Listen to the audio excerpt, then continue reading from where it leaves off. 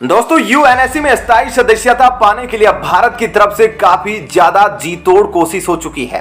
और अब तो भारत की तरफ से इतने बड़े बड़े बयान आ चुके हैं। ऐसे में कई बातों को देखकर यह साफ लग रहा है कि यूएनएससी में जल्द ही उलटफेर होने वाला है, भारत को वीटो मिलने वाला है और तमाम बातें इस चीज को साबित करती है। ऐसे में वो क्या बातें हैं जिनसे यह पता चलता है कि जल्द ही भारत को यूएनएससी में वीटो मिल सकता है, उन सब बातों के बारे में अब आपको थोड़ा डिटेल में बताते हैं। दरअसल दोस्तों, संयुक्त राष्ट्र में बदलाव को लेकर सबसे पहले तो यूएन में मौजूद हमारी परमानेंट रिप्रेजेंटेटिव रुचिरा कंबोज ने यह बात खुलकर कही थी कि अगर हमने यूनाइटेड नेशन में बदलाव नहीं किए तो इस संगठन के लोकतांत्रिक मूल्यों पर बड़े सवाल खड़े हो जाएंगे। इसके बाद खुद G20 के दौरान भारत के प्रधानमंत्री नरेंद्र मोदी ने यह बात खुलकर कही थी कि अब समय आ चुका है जब हमें संयुक्त राष्ट्र और इनसे जुड़े संगठनों में ऐसे बदलाव करने चाहिए जिससे सभी देशों को बराबर का प्रतिनिधित्व मिले।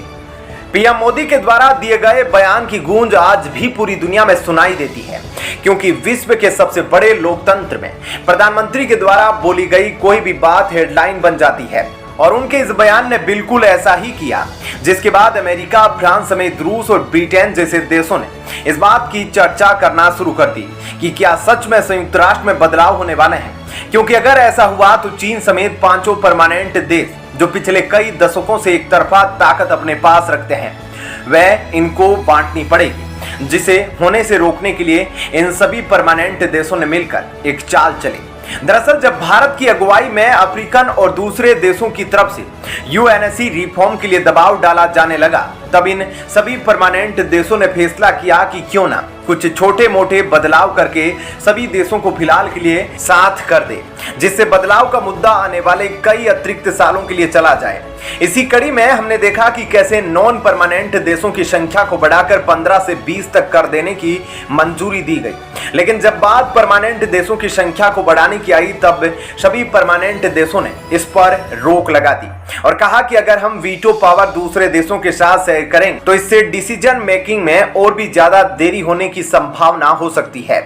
जो एक तरह से सही है। लेकिन अगर हम आज की सिचुएशन के हिसाब से देखें तो यह बयान संयुक्त राष्ट्र के एक्सपेंशन को रोक नहीं सकता, क्योंकि लोकतांत्रिक मूल्यों को समर्थन के हिसाब से आप यह नहीं कह सकते कि हम दूसरे देशों के साथ सिर्फ इसलिए पावर का बंटवारा नहीं करेंगे क्योंकि इससे हमें उनकी भी राय सुननी पड़ेगी, जिसकी वजह से भारत बार बार यह बात दोहराता आया है कि अब वह समय नहीं रहा जब गिने चुने 5 देश ही पूरी दुनिया पर अपने हिसाब से कानून चलाएंगे। और इस बात को ज्यादा क्लियर करने के लिए कुछ समय पहले ही भारत के रक्षा मंत्री ने संयुक्त राष्ट्र सुरक्षा परिषद पर एक काफी बड़ा बयान देते हुए यह बात खुलकर कह दी कि अब हमें इस संगठन में बड़े बदलाव करने पड़ेंगे, क्योंकि इसका असर पीस कीपिंग ऑपरेशन पर पड़ रहा है, जिसका समर्थन उनके साथ बैठे भारत के चीफ ऑफ डिफेंस स्टाफ ने किया।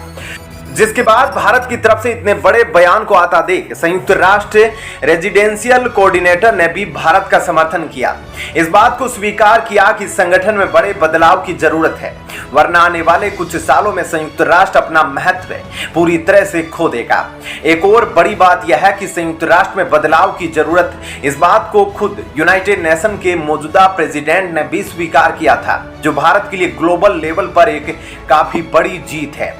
तो दोस्तों, ऐसे में इस खबर के बारे में आपकी क्या राय है हमें कमेंट करके जरूर बताइएगा। और अब आपको बताते हैं ऐसी ही एक और बड़ी खबर। दोस्तों, देखा जाए तो इस वक्त अमेरिका पूरी दुनिया में सबसे बड़ा सुपर पावर अपने डॉलर की वजह से ही है और इसके पीछे एक और एग्रीमेंट बताया जा रहा है जो काफी दशकों पहले रूस और सऊदी अरब के बीच हुआ था, लेकिन अब अमेरिका के लगातार दबाव की वजह से सऊदी अरब भी अमेरिका को धमकी देने पर उतर आया है। अगर सऊदी अरब ने ऐसा कर दिया जिस बात का वह धमकी दे रहा है तो डॉलर का खात्मा शुरू हो जाएगा। क्या है पूरी खबर और किस एग्रीमेंट को खत्म करने के बारे में सऊदी अरब अब अमेरिका को धमकी दे रहा है, इन सब बातों के बारे में थोड़ा डिटेल में आपको बताते हैं।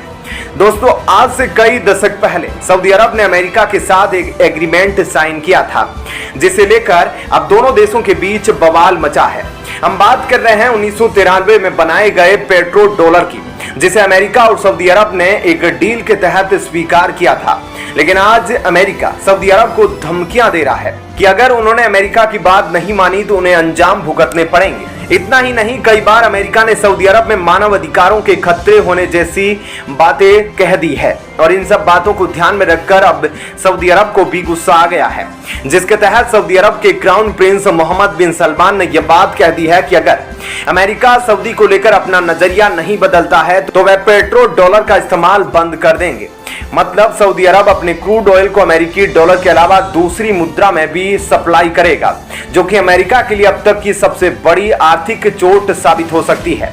क्योंकि आज दुनिया भर के सभी देश अमेरिकी डॉलर को इतना महत्व इसलिए देते हैं क्योंकि इसका इस्तेमाल सबसे महत्वपूर्ण सोर्स यानी कि क्रूड ऑयल की खरीद में वे कर सकते हैं। लेकिन अगर अमेरिका के साथ लगातार खराब होते रिश्तों की वजह से सऊदी अरब ने सच में पेट्रो डॉलर का इस्तेमाल करना बंद कर दिया तो दुनिया भर में अमेरिकी डॉलर किसी आम करेंसी की तरह बन जाएगा और तब अमेरिका अपने प्रतिबंधों का ध्वंस नहीं जमा पाएगा। और सऊदी भी इस बात को अच्छे से समझता है कि अगर वह पेट्रो डॉलर का इस्तेमाल ना करने की धमकी अमेरिका को देगा तो अमेरिका भी क्राउन प्रिंस के डर से कोई भी बड़ा बयान देने से पीछे हट जाएगा।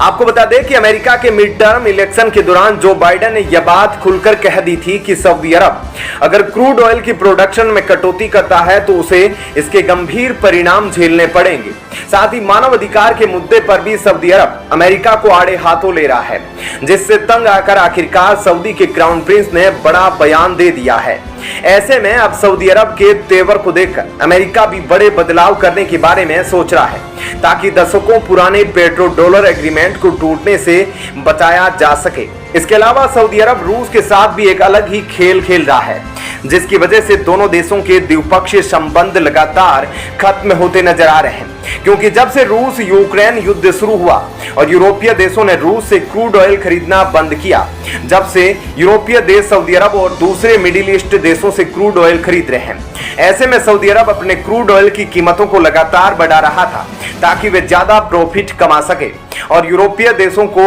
मजबूरी में सऊदी अरब का क्रूड ऑयल खरीदना पड़ रहा था। ऐसे में अब सऊदी अरब क्रूड ऑयल की कीमतों को और भी ज्यादा बढ़ाने के बारे में सोच रहा है, लेकिन रूस पर इस एग्रीमेंट का असर नहीं हो रहा है और रूस के पास अभी क्रूड ऑयल बेचने के लिए ज्यादा कस्टमर तो नहीं और इसी वजह से दोनों देशों के बीच लगातार तकरार बढ़ती जा रही है। देखा जाए तो सऊदी अरब लालच में आकर जो कदम उठाना चाहता है वह भारत के लिए भी सही नहीं होगा। ऐसे में रूस ने यहाँ सही फैसला लिया है। तो दोस्तों, ऐसे में इस खबर के बारे में आपकी क्या राय है, हमें कमेंट करके जरूर बताइए।